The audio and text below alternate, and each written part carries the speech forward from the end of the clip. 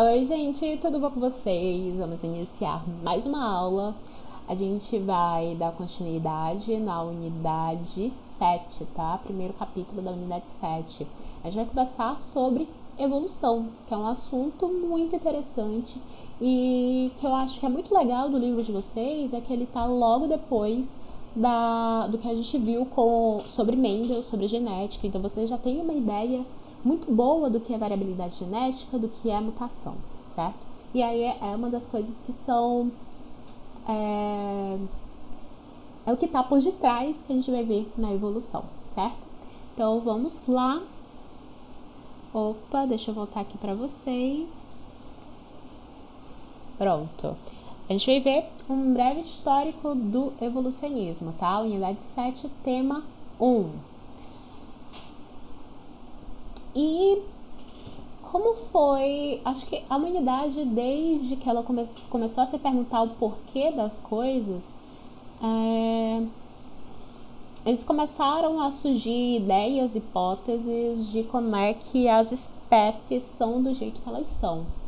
Então, primeiramente, se tinha uma ideia de que as espécies elas nunca mudaram com o passar de tantos milhares e milhares de anos, tá? É a ideia do fixismo, que diz que todos os seres vivos existentes mantêm inalteradas suas formas, são imutáveis, tá bom? Mas essa ideia ela não se perdurou por muito tempo. Mais ou menos, mentira, se perdurou por bastante tempo. Essa ideia da evolução, que as espécies elas mudam, é uma ideia recente, tá, gente? Vem de 1800 para cá, mais ou menos. Então, a ideia de que as espécies elas não mudavam se perdurou por bastante tempo, desde a Grécia Antiga, com Platão e com Aristóteles, até a Idade Média, tá bom? E aí veio o transformismo e o evolucionismo, que diz que as espécies sofrem transformações ao longo do tempo, tá? As espécies elas não são imutáveis, elas estão em constante mudança. E aqui eu trouxe para vocês verem uma ilustração da escala Nature, tá bom? Que é uma ideia que foi defendida por Platão, por Aristóteles e que chegou até a Idade Média sendo defendida pela Igreja. E dizia o quê? Dizia que as espécies elas estavam classificadas em degraus, certo? E o degrau mais baixo, mais desprezível, seria ocupado pelos demônios, pelo inferno, pelo diabo, e que ia progredindo de acordo com os seres que causavam doenças, os ratos, depois as árvores, depois os cavalos, as aves, aí sim ia estar nós, seres humanos, e depois os anjos, né, os santos, e aqui ia estar Deus no topo dessa escala, certo? E dizia que não se mudava, né, essa escala e você ia permanecer nesse degrau sempre, tá?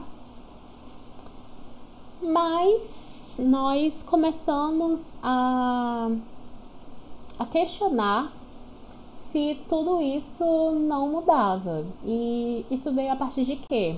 A partir de discutir sobre a movimentação das placas tectônicas. Porque imagina só, se você diz que as espécies não mudam, então a Terra também não muda, né? Tudo está igual do jeito que sempre foi.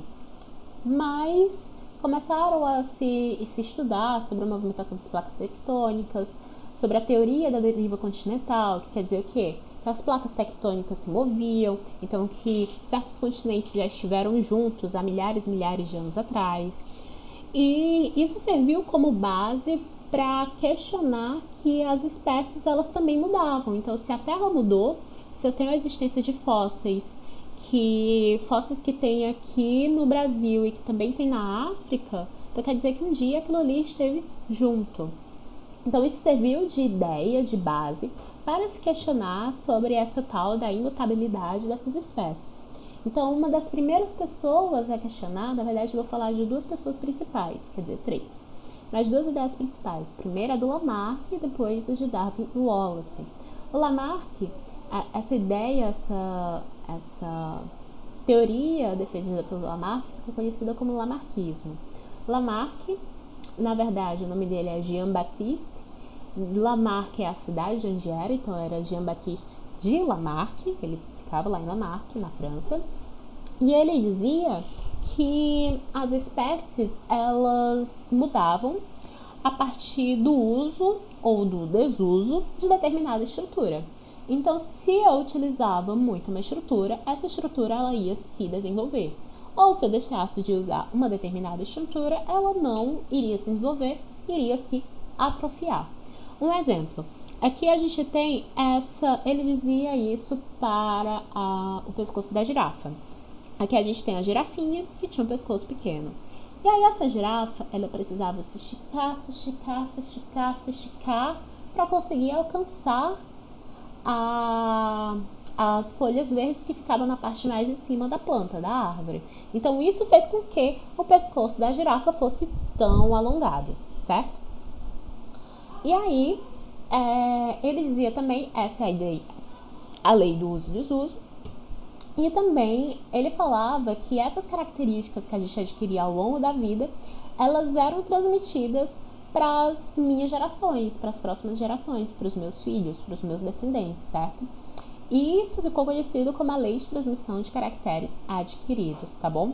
E aí eu quero que vocês pensem o seguinte, ele dizia então que essas girafas que conseguiram esticar o pescoço porque tentavam pegar a comida que estava mais no alto, passaram essa característica para os filhos. Imaginem aí se isso faz sentido ou não. Agora, vejam uma pessoa que frequenta academia, tá? Essa pessoa que frequenta academia é muito fortão. Ele ficou muito fortão. E então, esse cara, ele tem um filho. Esse filho que vai nascer, ele vai ser fortão? Não, né? Mas imagina que, então, isso derruba essa ideia da transmissão dos caracteres adquiridos, certo? Então, que isso daqui não vai ocorrer, eu não vou conseguir passar para os descendentes, tá? Entendido? Então, essa ideia de que essa girafa esticou tanto o pescoço, que ele ficou longo, e ela vai passar essa característica para os descendentes, isso não é real, apesar de ser... É muito importante a contribuição do Lamarck com essa ideia, porque fez com que diversas outras pessoas pensassem também sobre como essas características novas surgem, sobre descendência e sobre hereditariedade, tá bom? E agora a gente vai falar desses dois caras que são muito importantes, que eles deram origem ao darwinismo, apesar de darwinismo estar relacionado só com Darwin. A ideia defendida por Darwin também teve a contribuição do Wallace. Então são esses dois carinhas aqui o Darwin, aqui o Wallace. E eu vou contar para vocês a história do Darwin, de o que aconteceu que fez com que ele chegasse até essa conclusão, certo? Então, era uma vez, Darwin, ele saiu a bordo de um navio chamado Beagle, entre 1831 e 1836. Darwin, ele morava aqui, ó, na Inglaterra, tá? Aí ele pegou esse navio e saiu e resolveu dar um rolê pelo mundo inteiro. E aí Darwin chegou, inclusive, aqui no Brasil, certo? Ele parou lá na Bahia, depois parou no Rio de Janeiro. Ele, inclusive, ficou muito assustado aqui no Brasil porque tinha muitos escravos. E ele chegou lá aqui no sul da América do Sul, na Patagônia. E lá na Patagônia, gente, ele viu fósseis de preguiças gigantes. E ele achou estranho, assim, apesar de serem preguiças gigantes, elas eram preguiças. Então, nossa, existiram preguiças tão grandes assim. As preguiças que a gente tem atualmente, elas são pequenininhas comparado com essa daí. Mas aí ele foi e continuou a viagem dele. Parou ali na costa do Chile. E lá no Chile ele encontrou também fósseis de peixes e de animais marinhos na costa das montanhas, das grandes montanhas ali da Cordilheira dos Andes. Aí ele ficou pensando, como é que pode ter peixes aqui no alto dessa montanha? O mar chegava até aqui? O que foi que aconteceu? Aí ele continuou lá com as perguntas dele até uma ilha que se chama Galápagos, que ela pertence ao país do Equador, tá?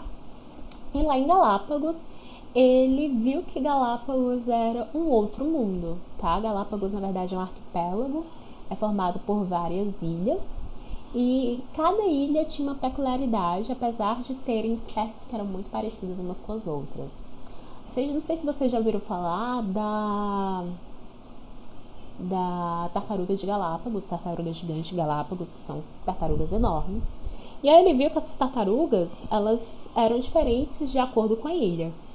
Em uma ilha que era mais seca, que tinha plantas mais rasteiras, o pescoço dessa tartaruga, ela só conseguia atingir uma certa altura. Então o casco dela acabava diretamente onde esse pescoço chegava, tá? E aí ele viu que uma outra ilha que não tinha tanta planta rasteira, mas essas plantas eram maiorzinhas, eram os arbustos, e que a tartaruga precisava se esticar mais, esse casco dela era modificado. Ele era um pouquinho para trás e essa tartaruga conseguia subir mais esse pescoço para conseguir comer, tá? Então ele ficou observando essas mudanças. Nossa, eles são tão parecidos, mas tem essas diferenças. E aí ele também viu muitos passarinhos que eles eram parecidos entre si, só que o bico era totalmente diferente. E que isso estava associado exatamente à quantidade e ao tipo de alimento que estava disponível em cada uma das ilhas. Então eu vou mostrar aqui umas imagens para vocês. Essa daqui é a da preguiça gigante, tá? Essa daqui é um fóssil de preguiça gigante.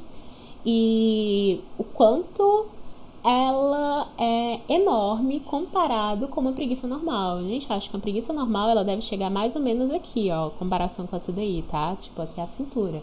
Mas essa preguiça, ela era absurdamente grande. E aqui estão esses passarinhos que eu falei pra vocês, que tem lá em Galápagos, são os tentilhões de Galápagos. E aí ele viu que esses passarinhos eles tinham bicos diferentes que eram adaptados para cada tipo de alimento, tá? E aí ele viu que era mais ou menos essa ideia, que eu tinha um ancestral que se alimentava de sementes do solo, que era mais ou menos parecido com esses aqui, e aí pode ter acabado sumindo essas sementes no solo e ficou só insetos para comer. E aí esses bicos aqui são adaptados a comer inseto, esses passarinhos com esses bicos comem insetos, esses passarinhos com esses bicos comem cactos, e esses passarinhos com esses bicos aqui, eles gostam de comer sementes, tá? Então Darwin voltou lá para a Inglaterra com muitas ideias na cabeça, e ele passou um bom tempo até expor para alguém essas ideias. E aí, durante esse período, Darwin recebeu uma carta de uma pessoa chamada Wallace, Alfred Wallace. Wallace também tinha dado um giro aí pelo mundo e tinha chegado às mesmas conclusões que Darwin, que a gente já vai chegar sobre essas conclusões. Então ele parou assim, deve ter pensado, nossa, realmente eu não tô ficando louco, porque outra pessoa que está do outro lado do mundo chegou às mesmas conclusões que eu. Então, em 1859, o Darwin e o Wallace vão até uma... Gente, é como se fosse uma sociedade britânica que você vai apresentar novas ideias para eles e eles vão dizer se aquilo era aceito ou não. E eles foram levar essas ideias que eles acreditavam, que eles propuseram até essas pessoas. E posteriormente, o Darwin ele foi e escreveu o maior e mais famoso livro dele e um dos maiores livros da história da humanidade, tá? Escrito por uma pessoa, que é a origem das espécies através dos meios da seleção natural, tá? Então, ele disse que as espécies elas mudavam, elas evoluíam E o meio dessa evolução era por uma coisinha chamada de seleção natural, tá? Mas o que é essa seleção natural? Darwin aliou o seu trabalho também com de outras pessoas da época, tá? O trabalho de Malthus, ensaios de uma população. É muito interessante o trabalho de Malthus, eu acho que vocês já viram isso em geografias, com geografia humana, que fala que a população ela tende a chegar num topo e se ultrapassar esse topo ela pode ser extinta. Me refiro ao número de indivíduos da população. Eu posso estar falando um pouquinho errado, mas a ideia geral é mais ou menos essa. E aí, junto com esses outros trabalhos, com a teoria de Malthus, com deriva continental, tudo isso contradizia a teoria de que a Terra era imutável, as espécies eram imutáveis, esse fixismo que tinha, tá? E aí, começou a ter a ideia de que as espécies e tudo isso já passou por uma grande mudança. Então, ele definiu que isso ocorria por meio da seleção natural. Quer dizer o quê? Que um indivíduo melhor adaptado ao ambiente, ele tem mais chance de sobreviver e repassar essas características para os seus descendentes, certo? Então, a seleção natural, ela é isso. Então, eu vou tentar explicar de um jeito que fique mais fácil de vocês entenderem, tá bom? Imaginem aqui que a gente tem uma ilha. E essa ilha tem passarinhos que tem essa forma de bico. E esses passarinhos, eles se alimentam de um tipo de semente, tá? Um tipo de plantinha. E aí eu tive características, pareceram indivíduos diferentes. Fiquem pensando aí como é que apareceram esses indivíduos diferentes. Geneticamente falando, o que foi que aconteceu que fez com que aparecessem esses 3 indivíduos aqui diferentes, tá? Primeiro apareceu um cara que era meio desengonçado. Depois apareceu um cara que tinha as penas dele formavam como se fosse uma armadura muito forte. E depois apareceu esse cara aqui com um bico mais longo, certo? Esses aqui são os nomes deles. O Awkward, ele era meio desengonçado. E aí ele cresceu, continuou desengonçado. E aí como ele era meio desengonçado, ficava meio difícil sobreviver, porque era difícil de voar. Então, infelizmente, ele acabou morrendo. Então, essa característica de ser desengonçado não foi passada adiante. Por quê? Porque ele não se reproduziu. Aí apareceu esse cara aqui que tinha essa armadura, tá? Essa armadura era muito interessante, essas penas fortes, porque conseguia proteger ele de predadores. Então, era uma forma legal de sobreviver.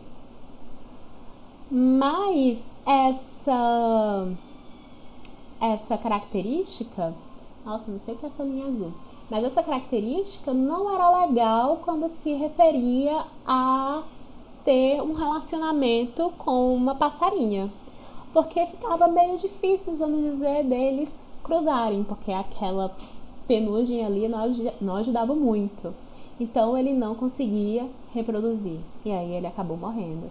Então vejam só, ele conseguiu sobreviver por um bom tempo, mas ele não conseguiu se reproduzir. E agora a gente tem o cara do bico longo. O cara do bico longo cresceu sem muitos problemas e aí vamos imaginar que estava faltando insetos naquela região. Os insetos começaram a acabar.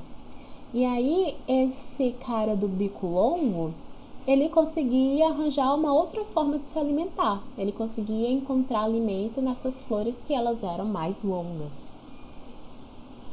Então ele conseguiu se alimentar e aquela passarinha que estava de olho nele viu, esse rapaz aí consegue arranjar alimento, eu consigo me reproduzir com ele e ele consegue procurar alimento e não deixar eu e os filhos morrer.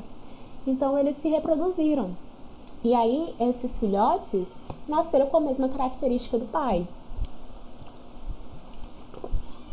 E ele teve filhotes e mais filhotes e muitos filhotes, até que a frequência dessa característica de bico longo começou a aumentar, certo? E com o tempo, eu só tinha bico longo na ilha. A característica daquele bicozinho menor sumiu e só teve agora essa característica de bico longo. Opa! Então, o que foi que aconteceu? Aconteceu a seleção natural, gente. Essa historinha que eu mostrei para vocês é exatamente a seleção natural agindo. Ou seja, uma característica foi selecionada, essa característica dava uma adaptação àquele ambiente, certo? Aquela característica era ter o bico longo, porque no momento que teve escassez de alimento, esse bico longo ajudou esse passarinho a procurar outro alimento. E aí essa característica que ele tinha era boa, ele conseguiu passar para os descendentes dele, e os descendentes dele passou essa característica e assim por diante. Até que em um determinado momento eu só tinha esse passarinho de bico longo, não tinha mais essa característica de bico curto, certo? Então assim que se surge novas características e assim que se surgem novas espécies também. Então, aqui a gente tem a teoria da seleção natural moderna. Segundo essa teoria, os indivíduos de uma população em geral, eles não são idênticos entre si, certo? Os indivíduos que apresentam uma característica específica, eles podem ter mais chances de sobreviver e de se reproduzir do que os indivíduos da população que não apresentam essa característica em determinado ambiente. O que a gente viu ali no outro foi esse bico longo, né? Com essa característica é hereditária. O que quer dizer isso? Que se passa de pai para filho. Ela é transmitida aos descendentes. Ela faz com que, ao longo do tempo, um número cada vez maior de indivíduos da população passe a apresentá-la. Diz-se, então, que a característica benéfica foi selecionada pelo ambiente de maneira natural. Por meio do processo de seleção natural, as populações se modificam ao longo do tempo, ou seja, elas evoluem. Gente, evolução é sinônimo de modificação, de transformação, certo? Evolução não é progredir no sentido biológico, mas sim de mudança. E o processo evolutivo por meio da seleção natural pode levar ao surgimento de novas espécies e até mesmo de novos grupos de seres vivos, ok? Então, toda essa biodiversidade que a gente tem hoje em dia veio através da seleção natural. E aí,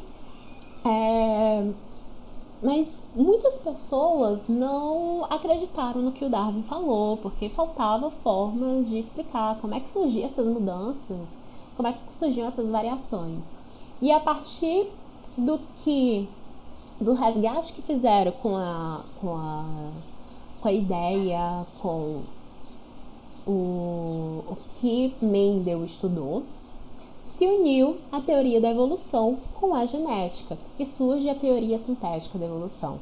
Então, em 1920, houve a união das ideias de trabalho de Mendel com as conclusões de Darwin e Wallace, pois o mecanismo que gera variabilidade e hereditariedade foi explicado pela genética. Então, a gente sabe o que é o DNA, a gente sabe que o DNA ele pode sofrer mutações e que essas mutações geram variabilidade, certo? Assim, os mecanismos que estavam por trás da seleção natural puderam ser compreendidos e explicados de forma satisfatória. Então, essa variabilidade nada mais é do que um produto da mutação, que foi um erro ao acaso que ocorreu nas células germinativas quando aquele indivíduo foi feito, certo? Então, a teoria moderna da evolução, ou neodarwinismo, ou teoria sintética da evolução, ela foi formulada pela combinação da teoria do darwinismo e os conceitos de Mendel. Com isso, elucidou que as alterações ao acaso que ocorrem no DNA, essas mutações, e eventos que ocorrem na produção de gametas, são as principais fontes de variabilidade dos organismos sobre a qual a seleção natural atua, promovendo a adaptação das espécies, certo? Então, a gente termina por aqui. E é isso. Então, um beijo em vocês e até a próxima aula. Tchau!